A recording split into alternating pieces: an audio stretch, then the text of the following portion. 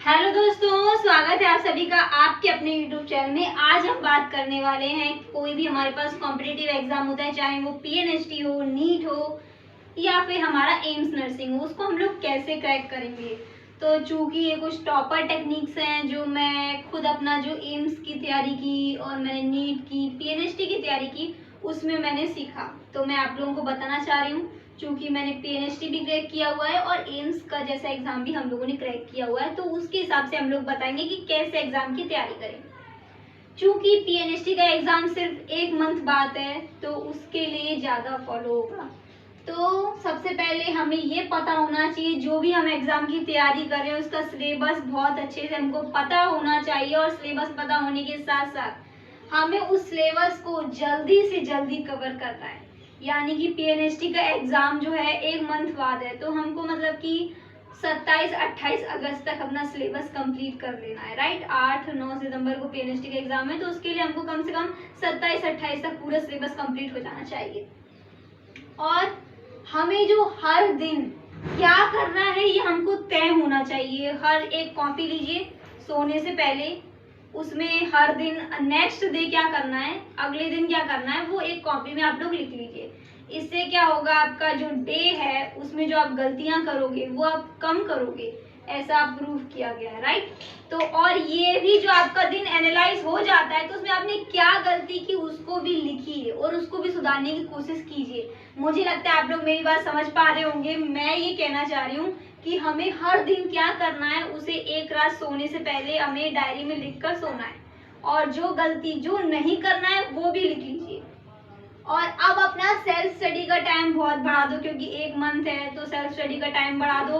और सबसे इम्पोर्टेंट बात, बच्चे क्या करते हैं, सेल्फ स्टडी तो करते हैं पर अपने डाउट ही नहीं क्लियर कर पाते, तो डाउट क्लियर करना बहुत इंपॉर्टेंट है। जब मैं अपनी नीट के एग्जाम की तैयारी कर रही थी, तो मैंने क्या किया, केमिस्ट्री के मैं डाउट पूछती थी। अगर मैं बायो के भी डाउट पूछती तो शायद मेरे और ज्यादा मार्क्स आ जाते और शायद अभी मैं एमबीबीएस कर रही होती, राइट। तो हम बात करने वाले हैं तीसरा पॉइंट। बच्चे बोलते हैं कि मैम आलस आता है, नींद आती है, पढ़ते टाइम नींद आती है, पढ़ते टाइम ध्यान भटकता है, तो उसके लिए क्या करें। तो देखो, सबसे पहली बात, नींद आती है तो क्या करो, नींद आती है ज्यादा से ज्यादा पानी पियो। अपने पास एक स्प्रे बोतल रखो, स्प्रे बोतल, जब भी नींद आए छिड़क लो स्प्रे बोतल से। और पढ़ते टाइम मतलब कि जो भी रफ है उसको रिकॉल करने की कोशिश करो। आलस आता है तो हमेशा टेबल चेयर, और बिल्कुल साफ टेबल चेयर होनी चाहिए, उस पर बैठ के पढ़ो। पानी की बोतल बिल्कुल साफ होनी चाहिए। पढ़ते टाइम ध्यान भटकता है तो उसके लिए हमको करनी चाहिए 4x4 टेक्निक, योगा वगैरह करनी चाहिए, जिससे हम ध्यान नहीं भटके। रिवाइज करो हर कॉन्सेप्ट को, क्योंकि रिवाइज करे बिना आपने पढ़ लिया, उसको रिवाइज नहीं किया तो कोई फायदा नहीं पढ़ने का।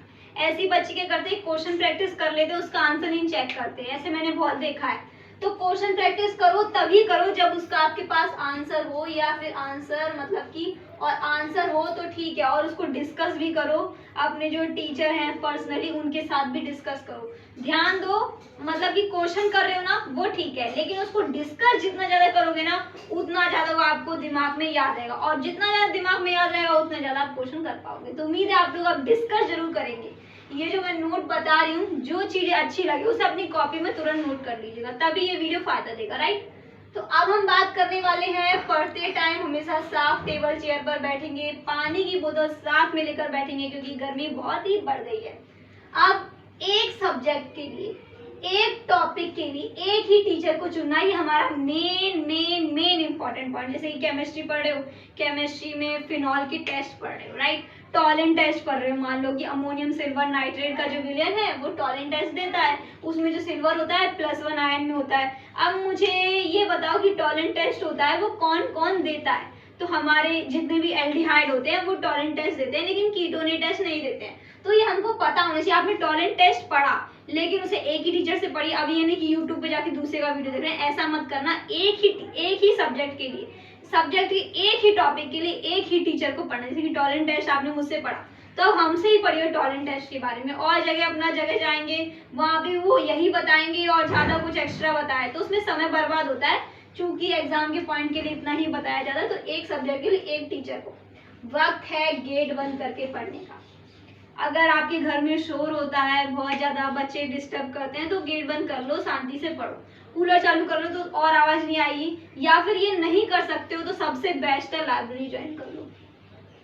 अब ज़्यादा से ज़्यादा लोगों से दूर रहिए, ये टेक्निक पॉइंट है, और दूर रहो ज़्यादा से लोगों से, डाउट क्लियर करो। All the best. अब मैं समय बर्बाद नहीं करना चाहती तो ठीक है, थैंक यू। उम्मीद है आप लोग अपना एग्जाम बेहतर देंगे। All the best.